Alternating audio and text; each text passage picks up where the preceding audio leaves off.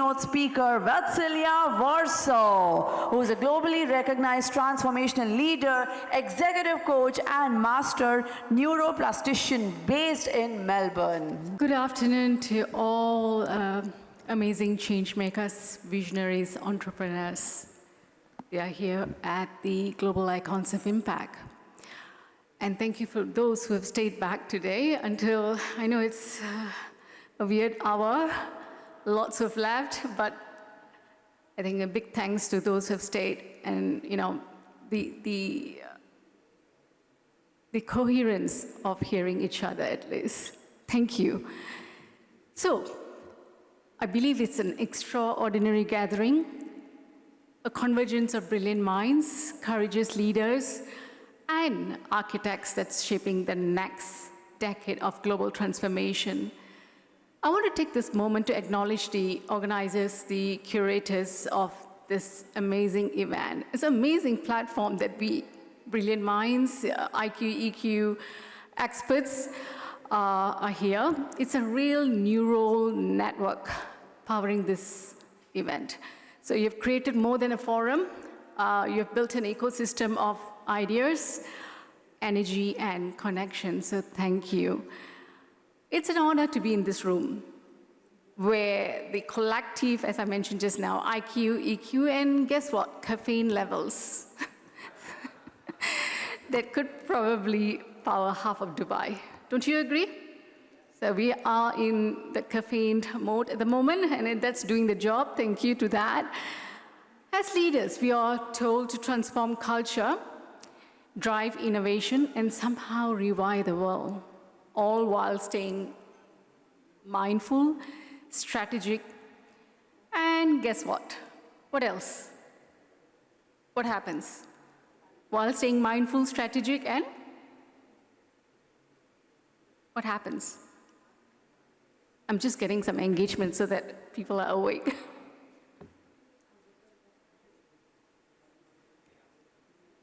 Chaos. Presence.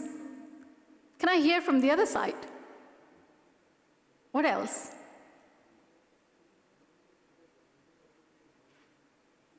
Okay, that's a sign that everyone is in the sleep mode. Oh, that's good. No one is going to scrutinize me for the day. So, yeah, it's while staying mindful, strategic, and especially what we do with its social media. Anyone can take a guess? What do we do in social media?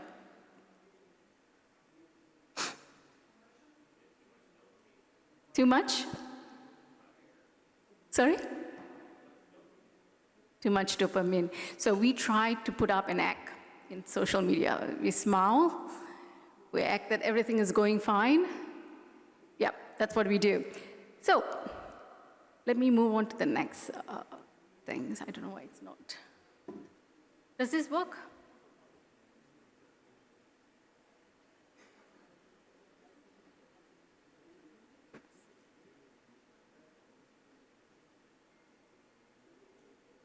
So sorry, thank you. Technology again. That's also saying that it's tired. So this slide explains a lot about 3 different companies that I'm going to talk about. I'm not going to mention names, but let me start with the first thing. When culture collapses, 3 cautionary tales that we are going to address. Winning at all cost. Most of us do it. We talked about profits.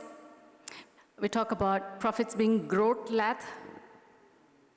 So a win at all costs, culture created fear and burnout. By 2017, the CEO stepped down and hundreds left. Growth wasn't the problem. Winning was. Do you agree? The next company, pretty well known. It's a finance company. I'm sure people who are in the finance sector would understand that.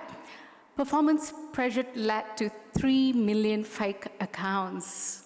Guess what? KPIs, KRAs, billions in fines later. Trust was gone, a culture wired for fear, not productive integrity. And when brains don't sync, the next company, and I think everyone would have known, pretty well-known merger, communications industry, 35 billion merger collapse, one of the largest merger that collapsed because the systems merged. We talk about machines, integrating systems, that merged, but the brains didn't. And threatened brains don't collaborate, they actually compete. Do you agree? So, a few years ago, I was in a consulting role with a regional organization in Singapore that prided itself on innovation. They had the latest technology, cross-functional teams, and even meditation pods in the office. Amazing, isn't it? Then one morning, a total system blackout. No emails, no data, no dashboards for 2 hours.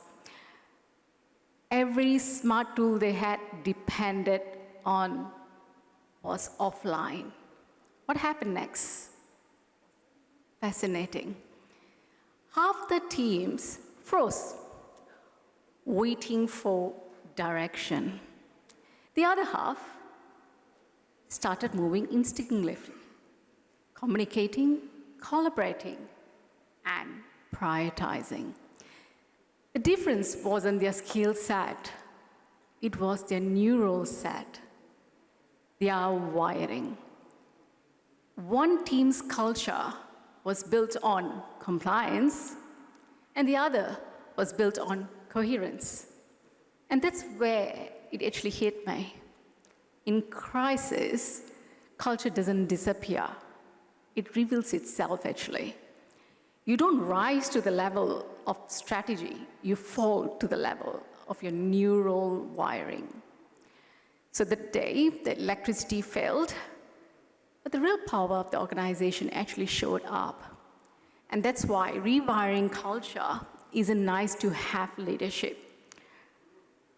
It is a difference between chaos and coherence. You mentioned chaos, especially when uncertainty hits, because systems actually can fail. And markets shift, AI evolves, but a regulated culture, one that wires or rewire trust, adaptability, and resilience, keeps the lights long after the power goes out. Do you agree? Fantastic. I think we have quite a bit of people who are in agreement with me today. I think I'll wrap up. Okay, so, and that's why, as I mentioned, we rewire culture. And have any one of you heard of neuroplasticity? I'm sure Shilpa would have. And here you go. What do you understand about neuroplasticity?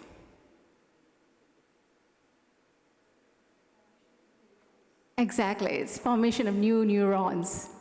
Yeah, it's amazing. And in very simple terms, for those who find this pretty bombastic, it's very simple. It's like plasticine. We get to move, maneuver it, and we can get to shape it according to what we want. Have you done that before? So you become the sculptor, and you create a sculpture, and with the sculpture, if you want to create another sculpture, you have the ability to do that. So let's talk about neuroplasticity. It's working. Woohoo. Culture isn't soft. It's strategy in disguise. Do you agree with me? I'm sure you do. So just now we saw the stories, right? The 3 companies. These stories aren't about bad people. They are about unregulated systems. When we fear, when fear becomes the default settings, brilliance never boots up. You agree with me? So you spend decades calling culture soft stuff, but it's the hardest thing to master. And you'll be surprised, only 12% of leaders truly understand how to shape it. The rest think posting values on the intranet for their employees will do the trick. But culture is not your slogan. It's your collective nervous system in motion. It shows up in how decisions are made when no one's watching, and in how people feel when they leave your meetings. If you want to know your true culture, please don't ask HR. Ask the intern. They'll tell you in the 3 emojis and 1 meme. You agree? So neuroscience gives us clear mirror. In every organization is a network of brains syncing or not. 94% of executives value culture. They believe distinct culture is critical to success. But guess what? As I mentioned, 12% actually just understands it. Leaders truly know how to shape culture effectively. Such a big gap between 94% who understands, or probably, values culture, but only 12% understand, and 3 times higher returns. So what do you think? When leaders are dysregulated, they're reactive, they rush, distracted. That state cascades down the chain. The brain is contagious. I love this word, contagious. The brain is contagious. So if your Monday meetings feel like caffeine with a side of, she mentioned cortisol. How does it feel? Caffeine with a side of cortisol? It is not a strategy. It's a mirror neurons misfiring. So leadership then is an emotional regulation in public. The culture always follows the leader's nervous system. So moving on next. It's working again, fantastic. So the brain behind culture, the AI era and the paradox behind that. AI can automate processes, but not purpose. And I think every leader that is up here today kept emphasizing this. AI can automate processes, but not a purpose. So it can optimize outcomes, but not ownership. And what we need to know now isn't more about, what we need more now isn't about more artificial intelligence. It's about authenticity. It's about authentic intelligence, emotional regulation, neural resilience, and human coherence. The robots aren't coming for your jobs, trust me, right? They're coming for your habits, for your attention span, and they're already winning. So, and here is where smart tech stress people. Machines are doing a fantastic job for us, but we are becoming very stressed about it. And as I said, the technology, machines are learning faster than humans can adapt. And AI can optimize performance, but it can't build trust. It can't give us the psychological safety, sense, and inspiring purpose. So in the age of AI, we need to be authentic. And here where NeuroRegenesis framework comes in. I'm the architect of NeuroRegenesis, and over the years, at least over 21 years being in the corporate sector before I started on my own, my background is in business and then psychology. I came about understanding these are the key elements that actually works. And I use these 9 pillars. They're my favorite. So here there you go. It's about rewiring. So from NeuroRegenesis, I've picked up Regenesis. And Regenesis, what do you understand by Regenesis? Sorry? Beginning, renew, many things that comes up. So the NeuroRegenesis is how our brains are rewired, neuroplasticity. So the 9 pillars is how we rewire how leaders think, feel, and connect. from rewiring to synergizing. So leaders who can move fluidly between grounding and expanding between focus and flow creates teams that are alive and not exhausted. So rewiring isn't about doing more, it's about being different. Culture doesn't shift because they feel safe enough to care again. And from chaos to coherence, you just mentioned chaos. There you go. So, the brain hates uncertainty, and that's where the ambiguity of challenge comes in. It hates uncertainty. So it treats ambiguity the same way it treats physical threat. The amygdala lights up, just like Dubai at night. So when we say leaders resist change, that's not resistance, that's neurobiology. The mind defaults to predictability because safety equals survival. And the real work of leadership is reframing uncertainty from danger to discovery.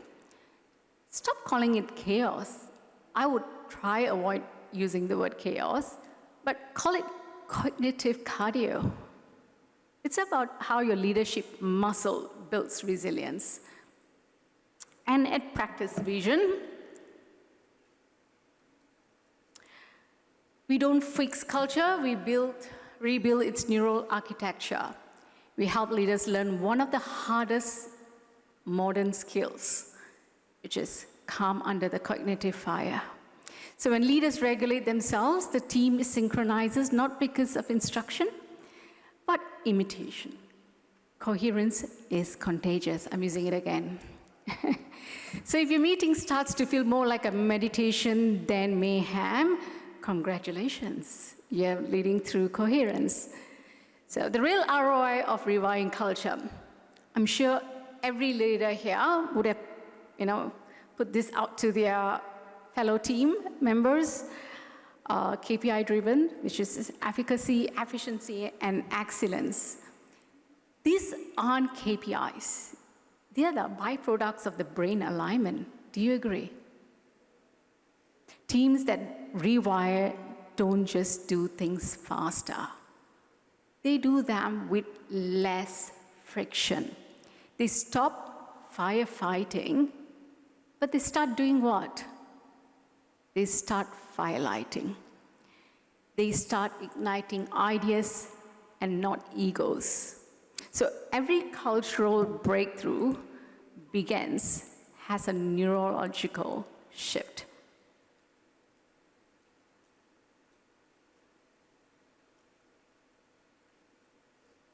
Algorithms can predict trends, but they can't generate trust. Only humans can do that, right? And trust is a neurological event.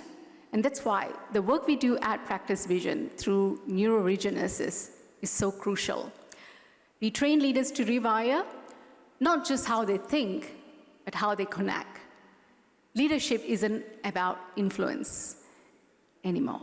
It's about internal fluency. When we master neural language, culture actually listens.